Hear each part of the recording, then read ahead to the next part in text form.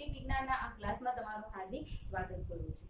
વિદ્યાર્થી મિત્રો, આપણે લાસ્ટ વિડિયોમાં સમયનું માપન અને સાધનની સચોટતા તેમજ ચોકસાઈ અને કેટલીક માપનમાં ત્રુટિ એટલે શું એના વિશે આપણે જોઈએ કે સાધનની સચોટતા અને ચોકસાઈ આ બંને વિશે આપણે તફાવત જોયું। ચોકસાઈ એટલે શું કે માપેલું મૂલ્ય છે એ કેટલું સાચા મૂલ્યની નજીક છે, જેને કહેવાય ચોકસાઈ। અને સચોટતા એટલે શું કે એની વિભેદન અથવા એ કેટલી સીમા સુધી વિભેદન અથવા કેટલી સીમા સુધી છે તો એ આપે છે સચોટતા, જે આપણે ઉદાહરણ દ્વારા પણ સમજીએ।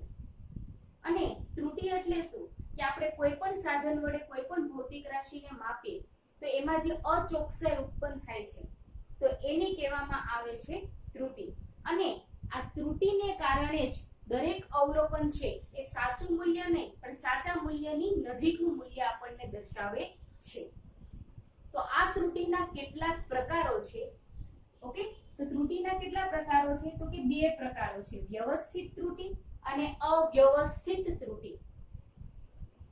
વ્યવસ્થિત ત્રુટિ છે એ કાં તો ધન હોય, એક જ દિશામાંની ત્રુટિ હોય, કાં તો ધન હોય અથવા ઋણ હોય, બરાબર છે। અને અવ્યવસ્થિત ત્રુટિનું નામ જ એવું છે, ધન અને ઋણ બંને હોઈ શકે, કઈ નક્કી નહીં, અને બંને પણ હોય। આ કાં તો ધન હોય અને કાં તો શું હોય, ઋણ હોય। અને આ વ્યવસ્થિત ત્રુટિ જે ઉદ્ભવે છે એ શેમાંથી ઉદ્ભવે છે, એના કેટલાક ઉદ્ગમો છે, શેના? વ્યવસ્થિત ત્રુટિના। જેમાં આપણે પહેલું ઉદ્ગમ જોઈએ સાધનની ત્રુટિ। ત્રણ ટોટલ ઉદ્ગમો છે, સાધનની ત્રુટિ, પ્રાયોગિક પદ્ધતિમાં રહેલી અપૂર્ણતા અને વ્યક્તિગત ત્રુટિ, જે આપણે ઉદાહરણ દ્વારા દરેકને આપણે સમજીએ। તો જેમાં પહેલી છે સાધનની ત્રુટિ। તો ઘણીવાર સાધનમાં ત્રુટિ આવી છે। ફોર એક્ઝામ્પલ તરીકે તમે પ્રયોગશાળામાં વર્નિયર કેલિપર્સના પ્રયોગ કરશો અથવા માઇક્રોમીટર સ્ક્રૂ ગેજના પ્રયોગ કરશો, એમાં સૌપ્રથમ પહેલા તમારે ત્રુટિ જ માપવાની આવશે। ઓકે, કે એમાં જે વર્નિયર સ્કેલ હોય અને એક મુખ્ય સ્કેલ હોય। સાંભળજો, તમે અત્યારે હું તમને થિયોરેટિકલ કહું છું પણ આ તમને પ્રેક્ટિકલી જ્યારે તમે કરશો ત્યારે તમને આ મારી વાત છે યાદ આવશે, બરાબર છે। એક વર્નિયર સ્કેલ હોય અને એક મુખ્ય સ્કેલ હોય, બંનેમાં 0 હોય, વર્નિયર સ્કેલમાં પણ 0 હોય અને મુખ્ય સ્કેલમાં પણ 0 હોય। આ બંને 0 જો એકબીજા સાથે મેચ થઈ જાય આવી રીતે સીધી લીટીમાં તો કોઈ ત્રુટિ નથી, પણ આગળ પાછળ હોય તો ત્રુટિ છે। જો આવી રીતે હોય તો ધન ત્રુટિ, આગળ આવી જાય તો ધન ત્રુટિ અને પાછળ રહી જાય વર્નિયર કેલિપર્સનો કાપ જે 0 છે એ, જો પાછળ રહી જાય તો ઋણ ત્રુટિ અને આગળ આવી જાય તો ધન ત્રુટિ। એવી રીતે ત્રુટિ ઉદ્ભવે છે કે સામાન્ય રીતે સાધનમાં વધારે પડતા સાધનના ઉપયોગથી અને સાધન છે ક્યારેક કાટી પણ જાય તો એના લીધેથી સાધનમાં ત્રુટિ આવી જાય। પછી ઘણીવાર આપણે થર્મોમીટરની મદદથી આપણે શરીરનું તાપમાન માપીએ છીએ। હવે ફોર એક્ઝામ્પલ તરીકે પાણી છે એ ઉકળે છે તો ત્યારે આપણે જેનું ઉત્કલન બિંદુ છે એ 100 ડિગ્રી સેલ્સિયસ હોય, તો હવે થર્મોમીટર છે 104 ડિગ્રી સેલ્સિયસ બતાવે ફોર એક્ઝામ્પલ તરીકે, તો એ થર્મોમીટરની શું કહેવાય? ખામી કહેવાય, તો એ સાધનની ત્રુટિ કહેવાય। તો એના લીધે પણ ખામી આપણા માપનમાં આવે છે। તો આ સાધનની ત્રુટિ થઈ। ત્યારબાદ પ્રાયોગિક પદ્ધતિમાં રહેલી અપૂર્ણતા। હવે હું તમને આ થર્મોમીટર વાળું ઉદાહરણ આપું કે ફોર એક્ઝામ્પલ તરીકે થર્મોમીટરની મદદથી આપણે શરીરનું તાપમાન માપીએ છીએ તો એ સંપૂર્ણપણે શરીરના સંપર્કમાં હોવું જોઈએ થર્મોમીટર। જો આમ તેમ હશે તો એના ઉપર બાહ્ય વાતાવરણ, ભેજ અને હવાની એના ઉપર અસર થશે અને શરીરનું તાપમાન છે એ જે એકચ્યુઅલીમાં છે એ નહીં બતાવે અને કંઈક અલગ બતાવશે। તો આ પ્રયોગ પદ્ધતિમાં રહેલી અપૂર્ણતા કે તમે સરખી રીતે એ થર્મોમીટરને ગોઠવેલું નથી, એ સરખી રીતે શરીરના સંપર્કમાં નથી, એથી તમને શું તો કે શરીરનું તાપમાન યોગ્ય બતાવશે નહીં, કારણ કે એના ઉપર બાહ્ય તાપમાન અને વાતાવરણ અને ભેજની અસર છે એ જોવા મળશે। ઓકે, તો આ પ્રયોગ પદ્ધતિમાં રહેલી અપૂર્ણતા। અને ત્રીજું છે વ્યક્તિગત ત્રુટિ। વ્યક્તિગત ત્રુટિ એટલે શું કે એમાં સાધનની પણ કોઈ ત્રુટિ નથી। ઓકે, કે સાધનની ગોઠવણી પણ ફોર એક્ઝામ્પલ તરીકે કઈ વ્યવસ્થિત છે પણ અલગ અલગ વ્યક્તિ કરે તો અલગ અલગ માપન બતાવે। એની ફોર એક્ઝામ્પલ તરીકે કે ધારો કે એ પોતે પોતાની રીતે સાધનને અલગ રીતે ગોઠવે છે અથવા સાધનને એને પકડવાની ઢબ કંઈક અલગ છે અથવા એ કંઈક અલગ રીતે વસ્તુને ગોઠવે છે, બરાબર છે। તો જેના લીધે વ્યક્તિગત ત્રુટિ એટલે કે અલગ અલગ વ્યક્તિ માપે તો એને અલગ અલગ મતલબમાં માપન મળે. કે ફોર એક્ઝામ્પલ તરીકે વર્નિયર કેલિપર્સની મદદથી તમને કોઈ એક ચોરસ ચોસલું આપેલું છે, એની લંબાઈ માપવાનું કહે છે, તો તમે ગ્રુપમાં 3 થી 4 વિદ્યાર્થીઓ સાથે મળીને પ્રેક્ટિકલ કરતા હો તો એક વિદ્યાર્થી માપે એ ચોરસ ચોસલું પણ એનું એ છે, વર્નિયર કેલિપર્સ પણ એનું એ છે, પણ દરેકે દરેક 4 વિદ્યાર્થીઓના માપનમાં થોડો તફાવત જોવા મળે છે. તો એ કોના લીધે જોવા મળે કે એ માણસ છે કઈ રીતે પ્રેક્ટિકલ કઈ રીતે કરે છે એના પરથી. એ ત્રુટિને કઈ ત્રુટિ કહેવાય? વ્યક્તિગત ત્રુટિ. ખ્યાલ આવ્યો? તો વ્યવસ્થિત ત્રુટિ ઉદ્ભવવાના કેટલા રીઝનો છે? તો કે 3 રીઝન છે, 3 કારણો છે. કયા 3 કારણો? તો કે સાધનની ત્રુટિ હોઈ શકે, પ્રાયોગિક પદ્ધતિમાં કઈ ખામી હોઈ શકે અને વ્યક્તિગત ત્રુટિ હોઈ શકે. જો આ સાધન સારું હોય, સારી રીતે આપણે આ સાધનની ગોઠવણી કરેલી હોય અને વ્યક્તિગત છે ત્રુટિ કે જે વ્યક્તિ પ્રયોગ કરી રહ્યો છે એ વધારે કાળજીપૂર્વક જો એ પ્રયોગને કરે તો આ વ્યવસ્થિત ત્રુટિ છે એને આપણે ઓછી કરી શકીએ. ઓકે, તો આ વ્યવસ્થિત ત્રુટિ છે. વધારે ડિટેલ્સમાં તમને ક્યારે એક્ઝામમાં પૂછાતું નથી, એટલા માટે મેં તમને અહીંયા આગળ શોર્ટમાં તમને સમજાવું છું. ઓકે, અવ્યવસ્થિત ત્રુટિ એટલે શું? તો કે અનિયમિત રીતે ઉદ્ભવતી ત્રુટિ. માપનમાં અનિયમિત રીતે ઉદ્ભવતી ત્રુટિ. અનિયમિત રીતે ઉદ્ભવતી ત્રુટિ ને શું કહેવામાં આવે છે? અવ્યવસ્થિત ત્રુટિ. કે જે પ્રયોગ પર અસર કરતા જે પરિબળો છે એના લીધે અવલોકન કરતા દ્વારા જે પ્રયોગ કરવામાં આવે છે એમાં જે આ ત્રુટિ છે એ ઉદ્ભવે છે. બાહ્ય પરિબળો એટલે ફોર એક્ઝામ્પલ તરીકે તાપમાન છે, અથવા કોઈ ભેજ છે, અથવા બાહ્ય વોલ્ટેજ સપ્લાય છે. ઓકે, આપણે વોલ્ટેજ કોઈ આપણે સર્કિટ વાળા પ્રેક્ટિકલ કરીએ એટલે આપણે વોલ્ટેજ આપીએ, તો એમાં સર્કિટમાં કોઈ તાર જોડવામાં કોઈ ખામી આતે રહી ગઈ હોય, અથવા બાહ્ય કોઈ ભેજ અથવા વાતાવરણ અથવા તાપમાનની અસર પણ ત્યાં જોવા મળે. હવે એ બાહ્ય તાપમાન અથવા અસરની જે ભેજ અથવા વાતાવરણની અસર છે એના વિશે આપણે કોઈ આગાહી પહેલેથી કરી શકતા નથી. તો એમાં થતા ફેરફારને લીધે ફોર એક્ઝામ્પલ તરીકે આપણે વાતાવરણમાં તાપમાન માપવા આપણે બેઠા હોય તો આપણને નક્કી જ નથી કે વાતાવરણનું તાપમાન અત્યારે માપીએ તો એટલું જ હશે. એમાં તો સતત ફેરફાર થતો રહે. તો સતત તાપમાનના મૂલ્યમાં શું થતો રહેશે? ફેરફાર થતો રહેશે. એના વિશે આપણે અગાઉથી કોઈ આગાહી કરી શકતા નથી. એ કાં તો વધે કાં તો ઘટે, એવું જરૂરી નથી. ધન તો ધન જ થયા રાખે, આનો મતલબ પ્લસ પ્લસ પ્લસ જ થયા રાખે, અથવા ઘટતું જાય તો ઘટતું જાય, એવું જરૂરી નથી. ઘટે પણ અને વધે પણ. એટલે જ મેં કીધું ધન પણ હોઈ શકે અને ધન અને ઋણ બંને પ્રકારની હોઈ શકે. ઓકે, તો આ જે ત્રુટિ છે એ અનિયમિત રીતે કે જેના વિશે આપણે પ્રયોગ પર અસર કરતા પરિબળો, બાહ્ય પરિબળો કે જેના વિશે આપણે અગાઉથી કોઈ આગાહી કરી શકતા નથી, તો એવી જે ત્રુટિ છે એને કઈ ત્રુટિ કહેવામાં આવે છે? અવ્યવસ્થિત ત્રુટિ. ઓકે, તો આ બે પ્રકારો થયા, વ્યવસ્થિત ત્રુટિ અને અવ્યવસ્થિત ત્રુટિ. એક જે ત્રુટિ છે લઘુત્તમ માપ ત્રુટિ. લઘુત્તમ એટલે નાનામાં નાનું માપ, કે જે સાધન વડે માપી શકાતા નાનામાં નાના માપને શું કહેવામાં આવે છે? લઘુત્તમ માપ. કે કોઈ પણ સાધન વડે આપણે જેટલું નાનામાં નાનું, ફોર એક્ઝામ્પલ તરીકે હું મીટર પટ્ટી લઉં, ધારો કે મીટર પટ્ટી છે આપણે જે સ્કેલ યુઝ કરીએ છીએ, તો ફોર એક્ઝામ્પલ તરીકે આ 0. ઓકે, 0 પછી 1 2 3 4 5, અહીંયા આગળ આપણે 1 આવે, 1 નો આવે પછી આવે 1 2 3 4 5, અહીંયા આગળ ફોર એક્ઝામ્પલ તરીકે 1 આવે. અને આ પાછી સ્કેલ આપણી શેમાં હોય છે? તો કે સેન્ટીમીટરમાં હોય છે. શેમાં હોય છે? ધારો કે સેન્ટીમીટરમાં. ઓકે, તો ફોર એક્ઝામ્પલ તરીકે આપણે 0 થી 1 ની વચ્ચે કુલ કેટલા કાપા છે? તો કે 10 કાપા છે. તમારે એક કાપાનું મૂલ્ય શોધવું હોય તો 1/10 સેન્ટીમીટર, યાની કે 0.1 સેન્ટીમીટર. બરાબર છે? તો અહીંયા આગળ આ જે માપ મતલબ આપણને મળ્યું સેન્ટીમીટરમાં, તો કે નાનામાં નાનું એ કેટલું માપ માપી શકે? તો કે 0.1 સેન્ટીમીટર જેટલું નાનામાં નાનું આ મીટર પટ્ટીની મદદથી આપણે માપ છે એ માપી શકીએ. તો એને કહેવામાં આવે છે લઘુત્તમ માપ. એનો મતલબ કે આ ત્રુટિ છે, આ લઘુત્તમ માપ ત્રુટિ છે, કોના ઉપર આધાર રાખે છે કે સાધનમાં જે વિભેદન સાથે સંકળાયેલ છે કે કેટલા ભાગ સુધી એનું આપણે માપન છે કરી શકીએ છીએ. આ એ જ થયું ને 0.1 એનો નાનામાં નાનો શું થયો ભાગ થયો, બરાબર છે. તો સાધનમાં આ ત્રુટિ જે છે, કઈ ત્રુટિ તો કે લઘુત્તમ માપ ત્રુટિ, એ કોની સાથે સંકળાયેલ છે તો કે સાધનના વિભેદન સાથે સંકળાયેલ છે. કે ફોર એક્ઝામ્પલ તરીકે વર્નિયર કેલિપર્સની વિભેદન શક્તિ છે 0.01 હોય તો આપણે સ્ફેરોમીટરની વિભેદન ક્ષમતા છે 0.001 હોય તો વધારે સચોટ આપણને માપ શેમાં મળશે તો કે સ્ફેરોમીટરની મદદથી. ઓકે, તો આ લઘુત્તમ માપ ત્રુટિ છે કોની સાથે સંકળાયેલ છે તો કે સાધનના વિભેદન સાથે. ઓકે, સારી ગુણવત્તા વાળું સાધન આપણે માપીએ તો આ લઘુત્તમ માપ ત્રુટિ છે એમાં આપણે ઘટાડો કરી શકીએ. અને આ ત્રુટિનો સમાવેશ ક્યાં આગળ થાય છે?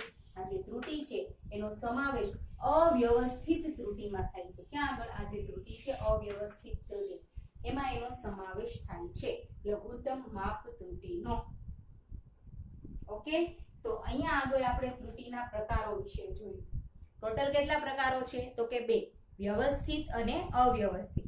વ્યવસ્થિત ત્રુટિના ઉદ્ગમો આપણે જોયા તો કે સાધનની ત્રુટિ હોઈ શકે અથવા પ્રયોગકર્તામાં અથવા પ્રાયોગિક પદ્ધતિમાં જે ખામી છે એ. અને ત્રીજું છે વ્યક્તિગત ત્રુટિ કે જેના લીધે વ્યવસ્થિત ત્રુટિ ઉદ્ભવે. અવ્યવસ્થિત ત્રુટિ તો કે પ્રયોગ પર અસર કરતા બાહ્ય પરિબળોને લીધે કે જે કેવી ત્રુટિ છે અનિયમિત રીતે ઉદ્ભવે.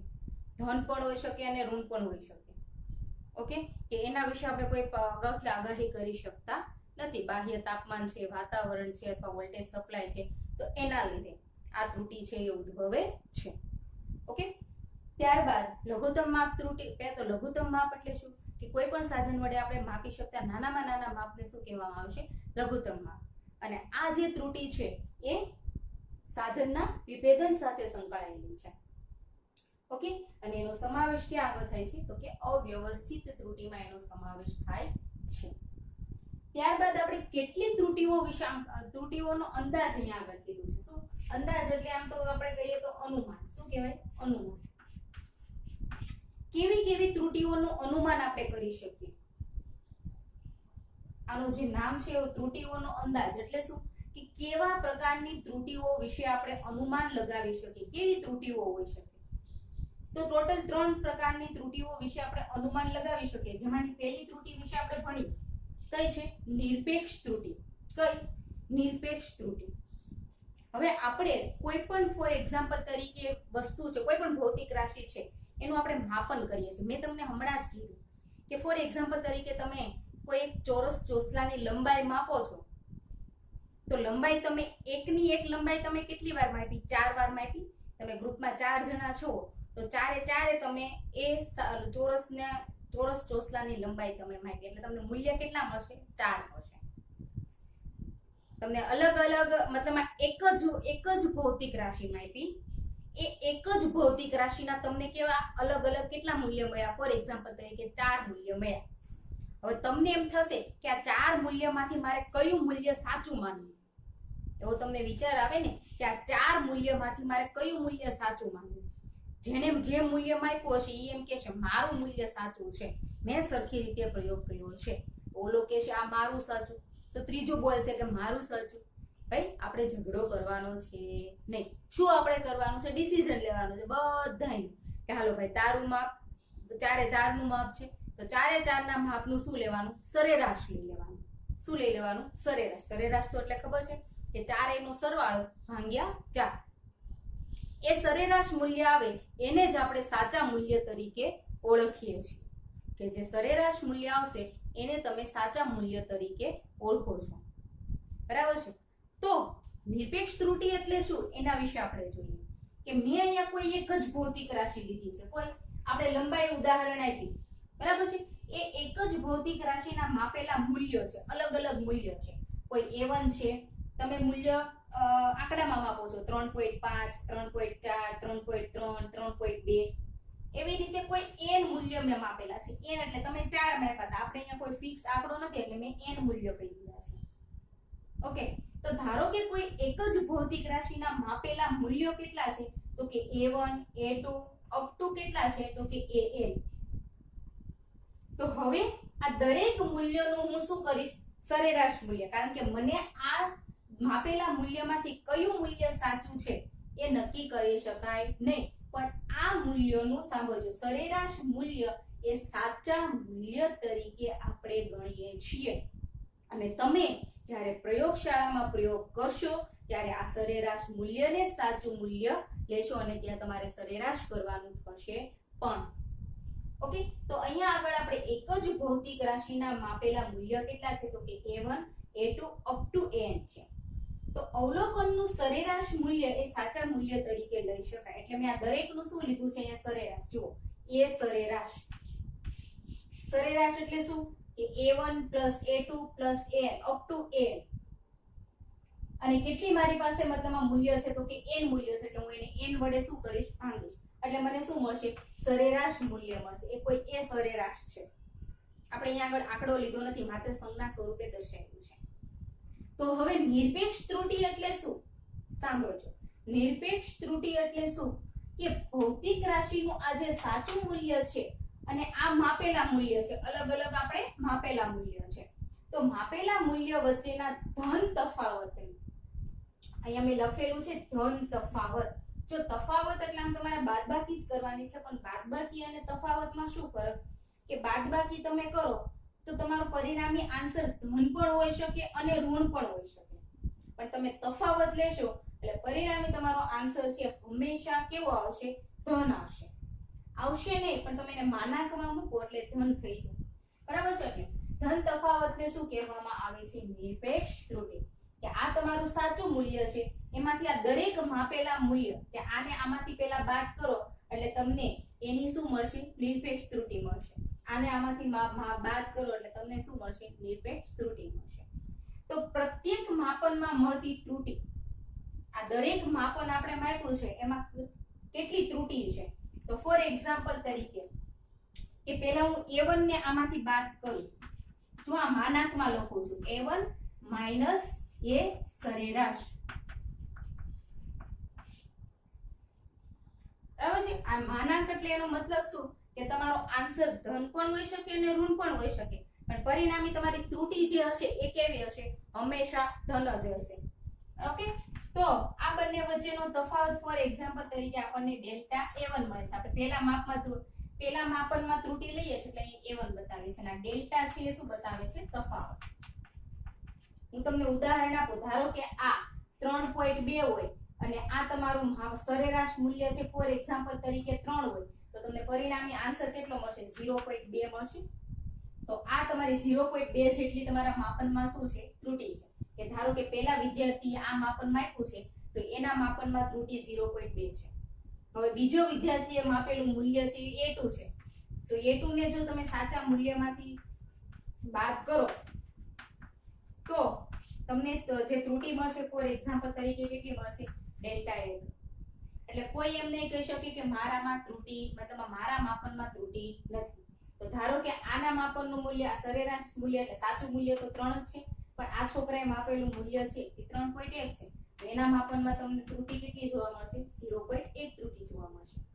એવી જ રીતે અપ ટુ આપણે an સુધી જોઈએ કે કોઈ છેલ્લા વિદ્યાર્થીએ માપેલું મૂલ્ય જે છે એમાંથી જો આપણે સાચા મૂલ્યને બાદ કરીએ, બરાબર છે, તો આપણને ડેલ્ટા an ત્રુટિ જે મળશે, તો આ જે છે આ delta a1 delta a2 delta an એને કહેવામાં આવે છે નિરપેક્ષ ત્રુટિ. શું કહેવામાં આવે છે, નિરપેક્ષ ત્રુટિ. જો આપણી વ્યાખ્યા થઈ ગઈ કે ભૌતિક રાશિનું સાચું મૂલ્ય, આ સાચું મૂલ્ય, અને માપેલા મૂલ્ય એટલે આ માપેલા મૂલ્ય વચ્ચેનો તફાવત એટલે આ તફાવત ને શું કહેવામાં આવે છે, નિરપેક્ષ ત્રુટિ. ઓકે, તો અહીંયા સુધીનો ખ્યાલ આવ્યો. અને આ જે નિરપેક્ષ ત્રુટિ છે તમને મળી, delta a1 delta a2 delta n, એનું પણ તમે સરેરાશ લઈ શકો તો તમને શું મળશે, સરેરાશ નિરપેક્ષ ત્રુટિ. આવી રીતે કે delta a1 plus delta a2 તમને કેટલી સરેરાશ નિરપેક્ષ ત્રુટિ મળશે, તો કે ડેલ્ટા n સુધી. છેદમાં તમે એના જેટલી ત્રુટિ છે એના વડે શું કરો, ભાગાકાર કરો, તો તમને આ શું મળશે, ડેલ્ટા a સરેરાશ નિરપેક્ષ ત્રુટિ મળશે. બરાબર છે, શું મળશે, સરેરાશ નિરપેક્ષ ત્રુટિ. તો આ શું કહેવાય છે? સરેરાશ નિરપેક્ષ ત્રુટિ. શું કહેવાય છે? સરેરાશ નિરપેક્ષ ત્રુટિ. અને આ તો સરેરાશ જે મૂલ્ય આવ્યું સાચું મૂલ્ય, આ તો શું છે? સાચું મૂલ્ય, આપણું માપનનું સાચું મૂલ્ય છે સરેરાશ મૂલ્ય એટલે સાચું મૂલ્ય. તો આ થઈ સરેરાશ ત્રુટિ. ફરીવાર આપણે જોઈએ કે કોઈ પણ ભૌતિક રાશિ છે એનું આપણે માપેલા મૂલ્ય, અલગ અલગ લોકોએ માપેલા મૂલ્ય એક જ ભૌતિક રાશિના a1 a2 up to an છે.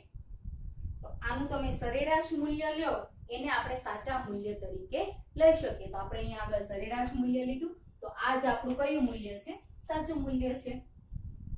તો નિરપેક્ષ ત્રુટિ એટલે શું? કે ભૌતિક રાશિના સાચા મૂલ્ય અને આ માપેલા મૂલ્ય વચ્ચેનો ધન તફાવત, જેને કહેવામાં આવે છે નિરપેક્ષ ત્રુટિ. તો પ્રત્યેક માપનમાં મળતી ત્રુટિ, બરાબર છે? બધા લોકો બાંધતા હતા કે મારા માપનમાં ત્રુટિ નથી, આના માપનમાં ત્રુટિ નથી. તો આપણે શું કીધું કે આપણે એમ કહેવાય કે નક્કી કરી લઈએ, બરાબર છે, કે કોના માપનમાં કેટલી ત્રુટિ છે. તો આપણે ત્રુટિ જોઈ. શું કર્યું કે પહેલાનું માપન છે એમાંથી આપણે સાચા મૂલ્યને બાદ કર્યું, તો એના માપનમાં ડેલ્ટા a1 જેટલી ત્રુટિ મળી. બીજાએ જે માપ આપ્યું એમાંથી આપણે સાચા મૂલ્યનો તફાવત લીધો, તો એમાં ડેલ્ટા a2 જેટલી ત્રુટિ મળી. એવી જ રીતે છેલ્લા જે વ્યક્તિએ માપન આપ્યું એમાંથી આપણે સરેરાશ મૂલ્યને બાદ કર્યું, તો આપણને ડેલ્ટા n જેટલી ત્રુટિ મળી. તો દરેકના માપનમાં આપણને નિરપેક્ષ ત્રુટિ મળે છે. Delta a1, delta a2, delta n, જેને આપણે શું કહીએ છીએ? નિરપેક્ષ ત્રુટિ. અને આ ત્રુટિ જે મળે છે એનું જો તમે સરેરાશ લ્યો તો તમને શું મળશે? સરેરાશ નિરપેક્ષ ત્રુટિ. આ એકલી પોતપોતાની, બરાબર છે, અને એનું સરેરાશ લ્યો એટલે તમને શું મળશે? સરેરાશ નિરપેક્ષ ત્રુટિ. તો આ એક ત્રુટિ, મેં તમને કીધું હતું કે ત્રુટિઓ કેવા પ્રકારના ત્રુટિઓ વિશે આપણે અનુમાન લગાવી શકીએ. જેમાં એક ત્રુટિ વિશે આપણે જોયું, કઈ? નિરપેક્ષ ત્રુટિ. હજી બે ત્રુટિ આપણે જોવાની છે. કઈ? સાપેક્ષ ત્રુટિ અને પ્રતિશત ત્રુટિ. કઈ?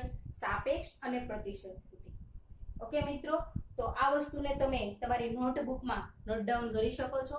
એના માટે તમે આનો સ્ક્રીનશોટ લઈ લો અને આપણે બોર્ડને ક્લીન કરી નાખીએ.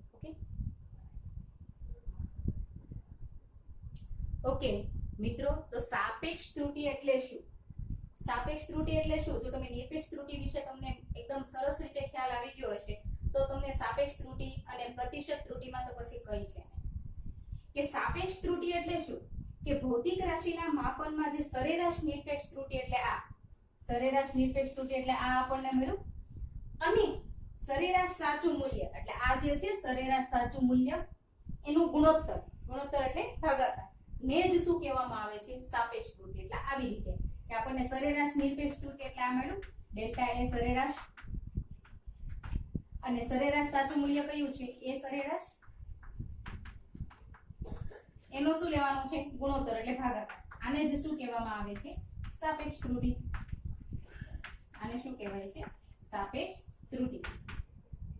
ઓકે, બસ સાપેક્ષ ત્રુટિ પૂરી. અને પ્રતિશત ત્રુટિ એટલે શું? કે આ સાપેક્ષ જે ત્રુટિ છે એને તમે ટકાવારીમાં દર્શાવો. ટકાવારી એટલે 100%. ટકા કેટલા આવે? 100 સુધી ન જ આવે ને. તેને ટકાવારીમાં દર્શાવતા આપણને શું મળે છે? પ્રતિશત ત્રુટિ, જેને ડેલ્ટા આવી રીતે દર્શાવી શકાય. આને પણ ડેલ્ટા વચાય, બરાબર છે? આ જે ઠ જેવું તમને દેખાય છે એ બરાબર આ એનો સિમ્બોલ છે દર્શાવવાનો. ઓકે, આ સાપેક્ષ ત્રુટિને તમારે શેમાં બતાવવાની? સાપેક્ષ ત્રુટિ જે છે એને ટકાવારીમાં. ટકાવારી એટલે 100%. એટલે તમને ત્રુટિ કેટલા ટકા છે એવું જાણવા મળશે પ્રતિશત ત્રુટિ પરથી. અને સાપેક્ષ ત્રુટિનું આ કિંમત કેટલી, મૂલ્ય શું છે? આ છે તો કે ડેલ્ટા એ સરેરાશ છેદમાં શું આવશે? એ સરેરાશ. આ સાપેક્ષ ત્રુટિ છે, બાજુમાં 100% છે તો એઝ ઇટ ઇઝ. એટલે આ તમને શું મળશે? પ્રતિશત ત્રુટિ. તો આ મળી પ્રતિશત ત્રુટિ અને આ છે સાપેક્ષ ત્રુટિ. અને આના આ વસ્તુ ખ્યાલ રાખજો કે મિત્રો, તમને જો નિરપેક્ષ ત્રુટિ પહેલા પૂછે તો નિરપેક્ષ ત્રુટિ એટલે સાચા મૂલ્ય, તમને આ માપેલા મૂલ્ય આપેલા છે. માપેલા મૂલ્યનું પહેલા શું લઈ લેવાનું? સરેરાશ લેવાનું. એટલે સરેરાશમાંથી આને તમે બાદ કરો દરેક મૂલ્યને એટલે તમને નિરપેક્ષ ત્રુટિ મળશે. પછી તમને એમ કે સરેરાશ નિરપેક્ષ ત્રુટિ મળો તો જે નિરપેક્ષ ત્રુટિ મળી છે એનું સરેરાશ લઈ લેવાનું એટલે સરેરાશ નિરપેક્ષ ત્રુટિ મળશે. પછી તમને એમ કે સાપેક્ષ ત્રુટિ મેળવો તો સરેરાશ નિરપેક્ષ ત્રુટિ મળી અને સરેરાશ પેલું મૂલ્ય મળ્યું છે એનો ગુણોત્તર લ્યો એટલે સાપેક્ષ ત્રુટિ મળશે. પછી એમ કે પ્રતિશત ત્રુટિ મળ્યો તો જે સાપેક્ષ ત્રુટિ મળ્યું એના 100% કરી લેવાનું એટલે તમને પ્રતિશત ત્રુટિ મળશે. બરાબર છે, એકદમ સરળ છે. અને આને રિલેટેડ આપણે દાખલા પણ જોવાના છે અને દાખલા પૂછાય પણ છે મિત્રો. ઓકે, અને તમને એમસીક્યુ માં પણ આ વસ્તુ છે એ કામ લાગશે. તો અહીંયા આગળ આપણે ત્રુટિના પ્રકારો અને કેટલીક ત્રુટિઓના અંદાજ વિશે આપણે જોયું કે કેવા પ્રકારની ત્રુટિઓ વિશે આપણે અનુમાન લગાવી શકીએ. તો કે નિરપેક્ષ ત્રુટિ, સાપેક્ષ ત્રુટિ અને પ્રતિશત ત્રુટિ. અને ત્રુટિઓના પ્રકાર કેટલા? વ્યવસ્થિત અને અવ્યવસ્થિત. અને અવ્યવસ્થિત ત્રુટિમાં જ કોનો સમાવેશ થાય છે? લઘુત્તમ માપ ત્રુટિ. ઓકે મિત્રો, તો આ વિડિયોને રિલેટેડ મિત્રો તમને જો કોઈ પ્રશ્ન હોય તો જરૂર કમેન્ટ બોક્સમાં પૂછો અને લાઈક કરો, તમારા મિત્રો સાથે શેર કરો, જેથી કરીને એને પણ આ વસ્તુનો લાભ મળી રહે. અને ફરી પાછા આપણે નવા વિડીયોમાં નવા ટોપિક સાથે મળીએ. ત્યાં સુધી જય હિન્દ, જય ભારત.